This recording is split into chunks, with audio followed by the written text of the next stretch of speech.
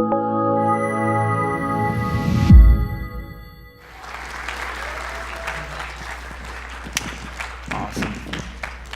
Thank you very much, Mike, and thank you all for being here today. My name is Nicholas, and I am honored to close out the speakers at this amazing conference. So in the next 12 minutes, we are going to learn how to build a business to solve a problem. But a couple disclaimers before we get started. Disclaimer number one, I am not the hero today. Today I am speaking on behalf of some of my greatest friends, and they are the heroes. Disclaimer number two, I know that life is hard, and we were put on this earth to do things together. So every slide after this one, you're going to see my name, my email, and my phone number. If there's anything I can do to help you out on your journey, I hope you would reach out. Disclaimer number three, you have heard countless presentations before. You're going to hear countless more for the rest of your life. And I know that you will not remember my name today. You will not remember the name of my talk. You won't remember my face. My only chance for you to remember me today is if I can get you to feel something. And that's going to be my goal. So I believe that business is inherent in almost everything that we do. Hopefully most of you slept on a mattress last night.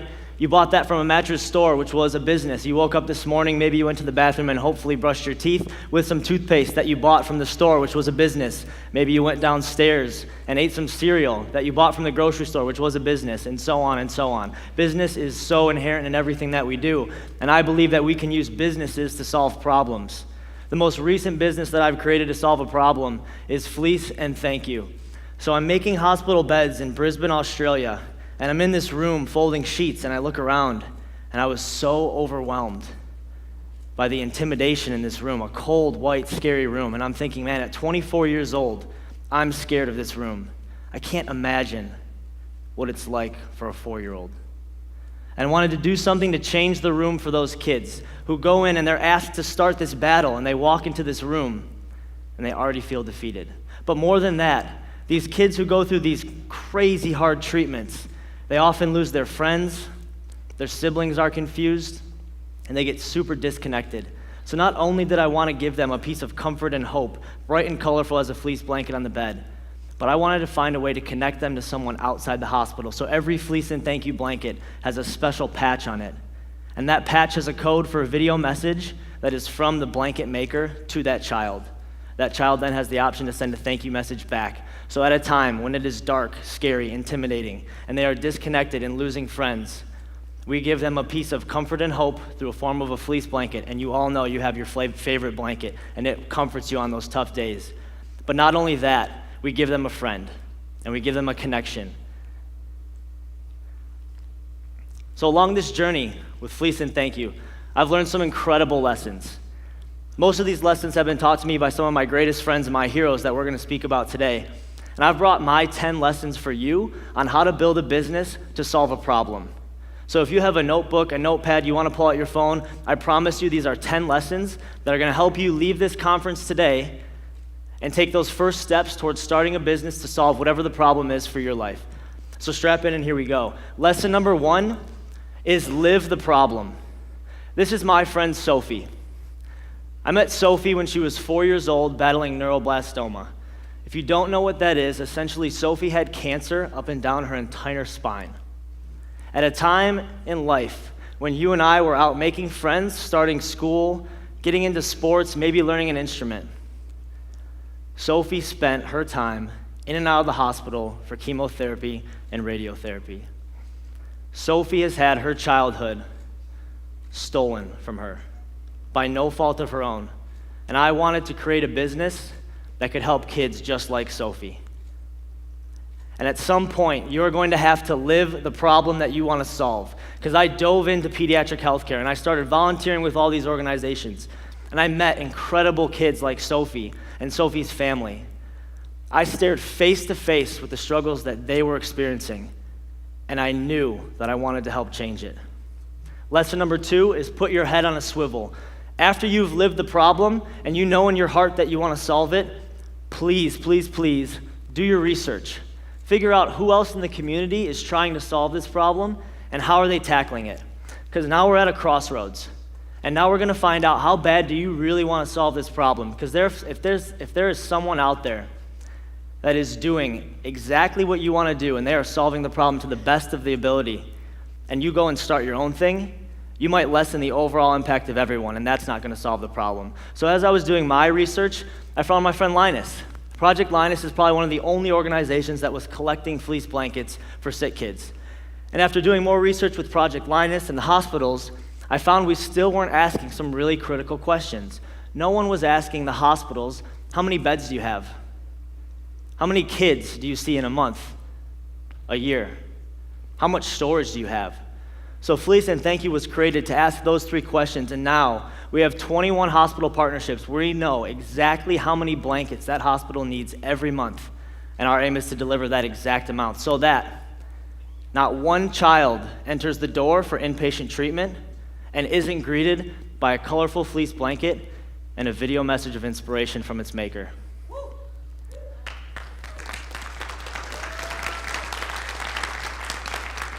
Lesson 3 is called Dig for Gold. I promise you, if you are thinking of a problem right now, you have a little nugget of gold in your network that's going to help you solve it.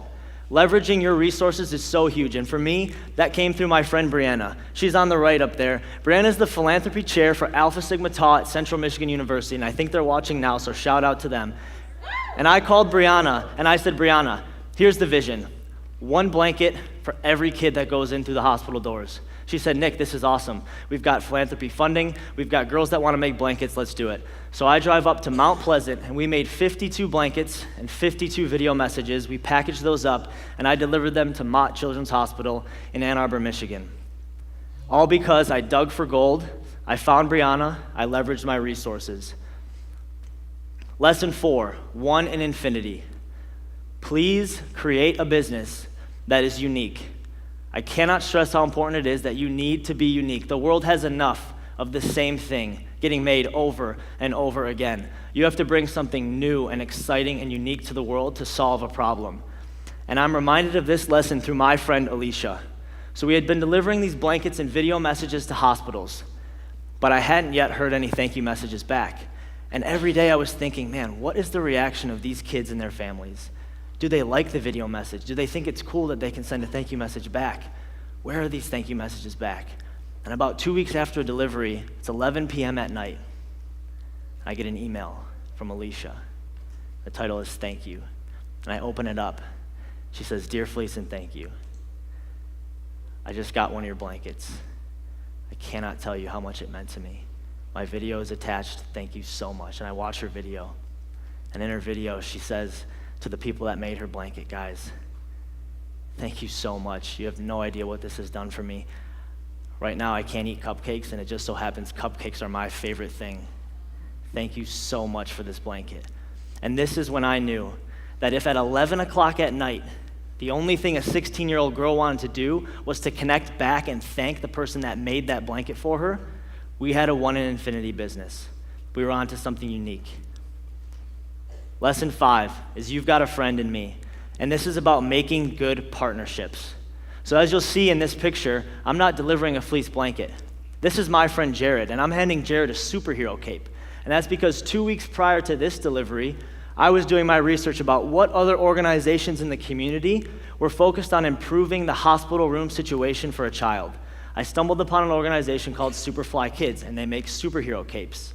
And I called them up and I said, guys, I'm going to the hospital. Would you like me to take some capes? They shipped me 50 capes, and I was able to give Jared not only a fleece blanket, not only a video message of hope and support, but I was able to give him a superhero cape with that so that he felt like a superhero through his treatments. Lesson 6, jump. At some point, you will have to take a leap of faith.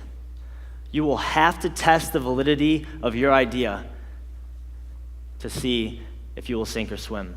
And that jump for me came when Channel 4 came knocking at my door to do a report on what my mission was. So Lauren Padell and her crew from Channel 4 came to my house. They filmed footage of the blankets. We made a blanket together and a video message. And then she interviewed me. And in the interview, she asked me the question, Nick, Christmas is coming up. Have you thought about what the goals for Fleece Thankyou are for Christmas?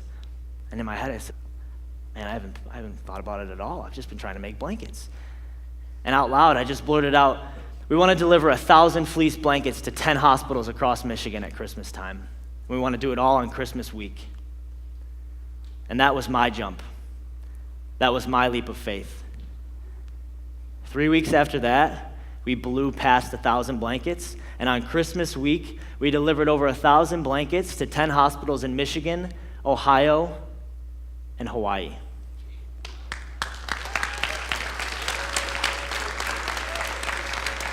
Thank you. Lesson 7. Did I just say jump? So I told you to take a leap of faith, but it need not be a reckless leap of faith. It can be an educated leap of faith, because while I didn't have 1,000 blankets with me, I knew that I had people in my network, like my friend Lauren on the right, who just happened to run a cheer camp and know almost every youth cheerleader in the state of Michigan. I knew people like Lauren could help me get to 1,000 blankets. So while it wasn't a reckless leap of faith, it was an educated leap of faith. Lesson 8 is just called whoops. And this is because there's going to be some unintended consequences on your journey. Whatever problem it is you want to solve, you're going to be going hard after it, and there's going to be some unintended consequences, and they're called that because you didn't intend for them to happen. And that for me was about the hygiene and delivery of the blankets. I didn't know that every hospital was going to have their own hygiene standards and treatment for the blankets. I didn't know that the second day when I walked in on delivery with big black garbage bags that I was going to get stopped at the door. Tomorrow I'll try to walk into a hospital with a big black garbage bag and tell me how far you get, and then you can call me on that number when you get stopped at the front desk, because they want to see what's in the bag. Unintended consequences that I really would have never thought of had I not just gone out and started solving the problem. In this picture, this is my friend Tara, also my twin sister, a pediatric oncology nurse at Mott Children's Hospital, and she's now able to help us with those hygiene issues and those delivery issues so that they're not an issue at all anymore. But I say all this to say, when you have your whoops moment, when you have your, I didn't think of that, it's okay. Don't let it deter you from the mission. Keep moving forward. Now it's going to start to get really real. Lesson 9. What's the point? You're going to have people along your journey that are going to question some of your actions. They're going to ask you, what's the point? Why are you doing this? And that, for me, was illustrated through my friend Dane. See, we heard of Dane's story February of this year. Dane was battling osteosarcoma, had beaten it, gone into remission, and relapsed. And now his cancer was terminal. This was going to be Dane's last Valentine's Day. So we reached out, and we got hundreds of video messages from all over the world, compiled them into one big message, made a blanket for Dane, and I drove that blanket 2 hours down to Liberty Center, Ohio, to deliver it to him, to show him the message, and to spend time with him and his family. Someone could have easily asked me, Nick, what was the point? Why would you drive 2 hours to deliver one blanket to one kid? 2 months later, I drove back down to Liberty Center, Ohio for Dane's funeral. And I walk into the church, and there's a room full of all Dane's favorite toys, and on the table is the Fleece Thankyou blanket. So to someone who asked me, what's the point? Dane was the point. And the last lesson is to be changed. At some point in the journey, you have to let yourself be changed by something worthy. And to illustrate this point, we have my lovely friend Tasha. I met Tasha on my third delivery at Mott Children's Hospital. I pulled up to the door with my cart of fleece blankets, knocked on the door, said, hey, it's Nicholas from Fleece Thankyou. I've got a blanket for you. She pops out of her bed. Hi, I'm Tasha. I would love a blanket. She walks up to the cart, picks out her favorite one, and I start to tell her about the blanket and the patch and the video message. She just takes the blanket. She just hugs it. She starts sniffling. Like, Tasha, you okay? She says, Nick, this is such a light in my dark journey right now. Thank you so much. And I got to know Tasha a little bit more every delivery from then on. And for the next 4 deliveries at Mott, I spent a little bit longer each time getting to know Tasha and her mom. And every time Tasha would say, Nick, I want to work for you. When I get out of here, I want you to have a job for me. I'm going to come work for you. And I said, Tasha, I promise you, I'm going to have a job ready for you. You keep fighting, I'm going to have a job ready for you, I promise. And on August 7th of this year, Tasha passed away. And I'll never be able to fulfill that promise. I'll never be able to give her that job. But man, what she's given me is priceless. So I stand before you today talking about my friends, and some of my friends have great endings to their story. Sophie's 5 now, in remission, and for the first time in her life, she doesn't have a port and she can swim. Other friends like Tasha and Dane don't end the same way. So while some friends have made it and some friends haven't, all of my friends have changed me. These are my heroes. And I challenge you today to find your heroes. Let them change you and take action. Thank you so much.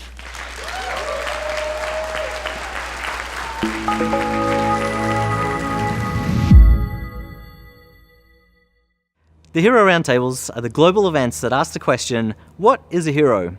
You've just seen one hero talk. To find more and join the conversation, visit our website or social media.